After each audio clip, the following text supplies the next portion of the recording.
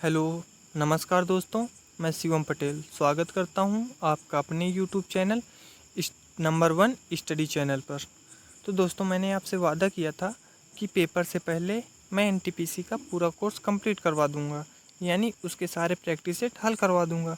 तो इस वजह से आज मैं कुछ जीके के इम्पोर्टेंट क्वेश्चन आपके साथ डिस्कस करने जा रहा हूँ। आप काउंट कीजिए कितने आपके सही हुए और कमेंट करके बताते रहिए। तो और इसके बारे में कुछ इम्पॉर्टेंट फैक्ट्स भी डिस्कस करेंगे। तो चलिए स्टार्ट करते हैं पहला क्वेश्चन। तो दोस्तों, पहला क्वेश्चन ये रहा। तो बताइए दोस्तों, पहले क्वेश्चन का आंसर। किस देश ने सबसे पहले विश्व का लिखित संविधान दिया? तो विश्व का सबसे पहले लिखित संविधान किसने दिया? अमेरिका ने दिया।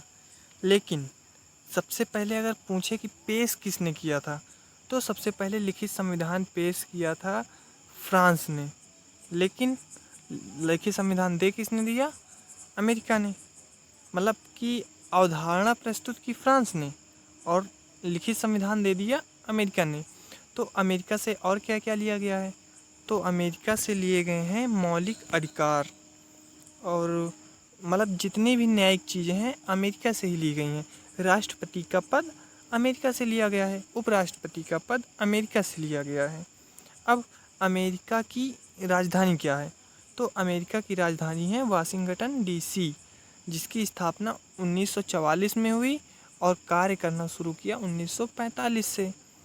और इसके बारे में कुछ और इम्पोर्टेंट फैक्ट्स, जैसे कि स्टैचू ऑफ लिबर्टी न्यूयॉर्क में स्थित है। न्यूयॉर्क अमेरिका में स्थित है। और जो विश्व की दूसरी सबसे बड़ी मतलब मूर्ति है, पहले नंबर पे कौन है? तो पहले नंबर पर स्टैचू ऑफ यूनिटी है, जो इंडिया में स्थित है, जिसे डिजाइन किया था रामवी सुतार ने। दोस्तों, ये बहुत इम्पोर्टेंट फैक्ट्स है कि स्टैचू ऑफ यूनिटी को किसने डेवलप किया था, मतलब किसने डिजाइन किया था उसको? तो रामवी सुतार ने किया था। तो देखते हैं अगला क्वेश्चन। इरी क्या है? तो इरी दोस्तों एक झील है। तो एशिया की सबसे बड़ी लैंगून झील चिल्का झील, जो कि उड़ीसा में स्थित है। संसार की सबसे बड़ी नदी नील नदी, जो मिस्र की सभ्यता भी कहलाती है। संसार की सबसे मतलब ऊंची झील टीटीकाका। चलिए अगला क्वेश्चन देखते हैं। मगध के सिंहासन के लिए बिंबिसार का उत्तराधिकारी कौन था? तो मगध के सिंहासन के लिए बिंबिसार का उत्तराधिकारी था अजातशत्रु, जो बिंबिसार का पुत्र था। उसने बिंबिसार की हत्या करके गद्दी को अपनाया था। और अजातशत्रु का ही पुत्र था उदयन, यानी उदयन जो था अजातशत्रु का पुत्र था, जो अपने पिता अजातशत्रु की हत्या कर मगध की गद्दी पर बैठ गया। यानी कि बिंबिसार की हत्या अजातशत्रु ने की और अजातशत्रु की हत्या उदयन ने की। अब अजातशत्रु के ऊपर बात आई है, तो अजातशत्रु को कुणिक के नाम से भी जाना जाता है। दोस्तों, बहुत इम्पॉर्टेंट फैक्ट है कि अजातशत्रु को अदर किस नाम से जाना जाता है? तो अजातशत्रु को कुणिक के नाम से जाना जाता है। चलिए दोस्तों, अगला क्वेश्चन देखते हैं। तो अगला क्वेश्चन क्या है? किस संगीत वाद्य के दो प्रक्रम रुद्र और विचित्र हैं? यानी किस संगीत वाद्य के दो प्रक्रम रुद्र और विचित्र हैं? तो वीणा। वीणा के दो प्रक्रम रुद्र और विचित्र हैं। वीणा सबसे पुराना वाद्य यंत्र माना जाता है, ठीक है। और अजातशत्रु की कुछ मूर्तियां पाई गई हैं वीणा बजाते हुए। अब अगला क्वेश्चन देखते हैं। तो किस देश को उगते हुए सूरज की भूमि कहा जाता है? मतलब किस देश को उगते हुए सूर्य के रूप में जाना जाता है? तो वो है जापान। अब क्वेश्चन पूछता है कि जापान की मुद्रा क्या है?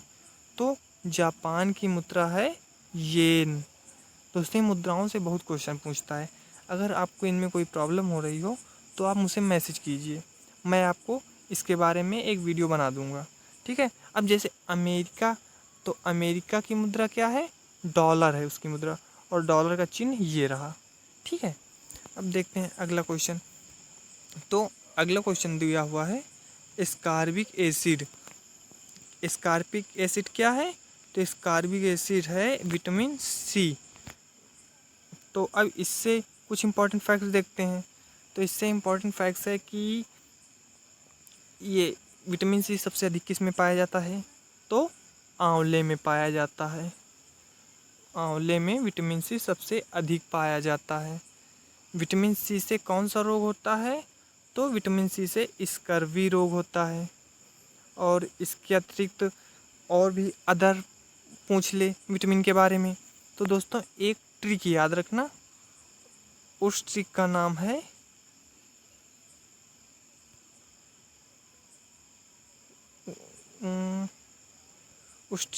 दोस्तों रथ एक टॉफ़ी। ठीक, साफ साफ लिख देता हूँ मैं। तो दोस्तों ट्रिक का नाम है रथ एक टॉफ़ी। ये है आपकी ट्रिक। तो अब इसके बारे में कुछ खास, तो ये vitamin A, B, C, D, E और के सारे विटामिन हो गए। यानी कि विटामिन ए हो गया रेटिनॉल, रथ से रेटिनॉल, बी से थायमीन, सी से एस्कॉर्बिक एसिड, डी से कैल्सीफेरॉल, ई से टोकोफेरॉल, के से टॉफ़ी यानी फिलोक्विनोन। तो दोस्तों ये रही ट्रिक। रथ पर एक टॉफ़ी यानी A retinol, B thiamine, C ascorbic acid, D calciferol, E tocopherol और के फिलोक्विनोन। देखते हैं अगला क्वेश्चन। तो अगला क्वेश्चन है दोस्तों कि गंडक सिंचाई गंडक किसकी सहायक नदी है? तो गंडक गंगा की सहायक नदी है। अब गंडक एक परियोजना भी है। तो गंडक परियोजना किन किन प्रदेशों के बीच है? क्योंकि ये तो भारत की परियोजना है। तो ये है उत्तर प्रदेश और बिहार के बीच की संयुक्त परियोजना गंडक परियोजना। चलिए देखते हैं दोस्तों अगला क्वेश्चन। तो इसी में देख लेते हैं भारत की प्रथम नदी घाटी परियोजना। तो प्रथम परियोजना है दामोदर नदी घाटी परियोजना। दामोदर नदी घाटी परियोजना जो 1948 में बनी थी, जिसकी तुलना यूएसए के टेनेसी एक्ट से की जाती है। दोस्तों ये बहुत इम्पोर्टेंट फैक्ट्स है कि दामोदर नदी घाटी परियोजना की तुलना किससे की जाती है? तो यूएसए की टेनेसी घाटी से की जाती है। उसी के तरीके की बनाई गई है ना, इस वजह से। चलिए देखते हैं अगला क्वेश्चन। तो अगला क्वेश्चन है बेटन कप किस खेल से संबंधित है? तो दोस्तों बेटन कप हॉकी से संबंधित है। अब इसके बारे में इम्पोर्टेंट फैक्ट्स क्या है? तो हॉकी में पूछता है कितने खिलाड़ी होते हैं? तो हॉकी में 11 खिलाड़ी होते हैं, ये बात याद रखना। और दोस्तों अभी नए करंट के हिसाब से हॉकी का टाइम पहले 70 मिनट होता था, लेकिन अब चेंज करके 60 मिनट कर दिया गया है। बहुत इम्पॉर्टेंट फैक्ट्स है दोस्तों, याद रखना कि हॉकी का टाइम कितने मिनट अब कर दिया गया है? तो 60 मिनट कर दिया गया है। चलिए अगला क्वेश्चन देखते हैं। तो अगला क्वेश्चन है एफिल टावर कहाँ स्थित है? तो दोस्तों एफिल टावर कहाँ स्थित है? तो वो स्थित है पेरिस, फ्रांस में। अब पूछता है पेरिस किस नदी के तट पर स्थित है? तो पेरिस सीन नदी के तट पर स्थित है। ठीक है, चलिए अगला क्वेश्चन देखते हैं। तो अगला क्वेश्चन है कि संसार में सर्वाधिक बोली जाने वाली भाषा कौन सी है? तो दोस्तों पहले मंदारिन थी। मंदारिन एक चीनी भाषा है, लेकिन अब पहले नंबर पे इंग्लिश हो गई है, दूसरे नंबर पे मंदारिन हो गई है और तीसरे नंबर पे हिंदी हो गई है। याद रखना दोस्तों, बहुत इंपॉर्टेंट फैक्ट्स है कि पहले नंबर पे कौन सी भाषा है? तो इंग्लिश है, दूसरे नंबर पे मंदारिन और तीसरे नंबर पे अपनी हिंदी है। ठीक है, और एक और फैक्ट्स है इसके बारे में कि भारत में सबसे ज़्यादा बोली जाने वाली भाषा कौन सी है? तो भारत में पहले हिंदी बोली जाती है, फिर बांग्ला बोली जाती है, फिर उर्दू बोली जाती है, ऐसे ही बोली जाती हैं। ठीक है, चलिए अगला क्वेश्चन देखते हैं। तो अगला क्वेश्चन है कि मालीगांव किस रेलवे जोन का मुख्यालय है? तो मालीगांव देखते हैं। तो अगला क्वेश्चन है कि मालीगांव किस रेलवे जोन का मुख्यालय है? तो मालीगांव उत्तर पूर्वी रेलवे जोन का मुख्यालय है। तो पूछता है कि भारत में कुल कितने रेलवे जोन हैं? तो दोस्तों भारत में कुल 18 रेलवे जोन हैं। जो 18वां रेलवे जोन है वो दक्षिण पूर्व रेलवे जोन है। ठीक है। अब रेलवे की बात हुई तो रेलवे के बारे में कुछ इम्पोर्टेंट फैक्ट्स, जैसे कि रेलवे की स्थापना 1853 में हुई थी, 16 अप्रैल को। इस वजह से 16 अप्रैल को रेल दिवस भी मनाया जाता है। और स्थापना किसने की थी? तो लॉर्ड डलहौजी ने की थी। किसने? लॉर्ड डलहौजी ने रेलवे जोन रेलवे की स्थापना की थी। और चली कहाँ से? तो मुंबई से कोलकाता तक 34 किलोमीटर चली थी। और पूछता है कि दिल्ली में रेल प्रथम मेट्रो कब चली थी? तो दिल्ली में प्रथम मेट्रो 2003 में चली थी। और प्रथम वैद्युत ट्रेन की बात करें तो प्रथम वैद्युत ट्रेन 1925 में चली थी। ये रहे कुछ इम्पोर्टेंट फैक्ट्स। दोस्तों ये ज़रूर याद रखना, ये अक्सर पूछे जाते हैं एग्ज़ाम में। चलिए देखते हैं अगला क्वेश्चन। तो अगला क्वेश्चन है विश्व यदि शुतुरमुर्ग विश्व का सबसे बड़ा पक्षी है, तो ये तो कन्फर्म है कि विश्व का सबसे बड़ा पक्षी शुतुरमुर्ग है। तो दूसरा सबसे बड़ा पक्षी कौन सा है? तो दोस्तों दूसरा सबसे बड़ा पक्षी एमू है। ठीक है। तो अब इसमें पूछता है कि विश्व का सबसे छोटा पक्षी कौन सा है? तो विश्व का सबसे छोटा पक्षी गुंजन पक्षी है। विश्व का सबसे छोटा पक्षी कौन सा है? गुंजन पक्षी है, जो पीछे की ओर भी उड़ सकता है। चलिए अगला क्वेश्चन देखते हैं।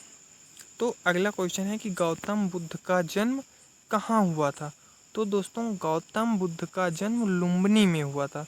लुम्बिनी वैशाली में स्थित है। अब गौतम बुद्ध को ज्ञान की प्राप्ति कहाँ हुई थी? तो गौतम बुद्ध को ज्ञान की प्राप्ति बोध गया उरुवेला, ये बहुत इंपॉर्टेंट है कि उरुवेला निरंजना नदी के तट पर इन्हें ज्ञान की प्राप्ति हुई थी, जिसे बौद्ध ग्रंथों में धर्म चक्र प्रवर्तन भी कहा गया है। और इनकी मृत्यु पावापुरी में हुई थी, जिसे बौद्ध ग्रंथों में महापरिनिर्वाण भी कहा गया है। और इनकी मृत्यु हुई कैसे थी, किस बीमारी से हुई थी, ये अक्सर पूछता है। तो इनकी मृत्यु हुई थी कि इनकी मृत्यु चुंद नामक व्यक्ति ने इन्हें सुअर का मांस खिला दिया था, जिस कारण इनकी मृत्यु अमातिसार रोग से हो गई थी। और माफ़ करना दोस्तों, इन्होंने सर्वप्रथम अपने उपदेश सारनाथ में दिए थे। सारनाथ, जिसे बौद्ध ग्रंथों में धर्म चक्र प्रवर्तन कहा गया है। ठीक है। इन्होंने सबसे पहले सारनाथ में अपना उपदेश दिया, जिसे धर्म चक्र प्रवर्तन कहा गया है। 5 ब्राह्मणों को दिया था। ठीक है। और इनके बारे में जैसे इम्पोर्टेंट फैक्ट्स और भी अदर हैं।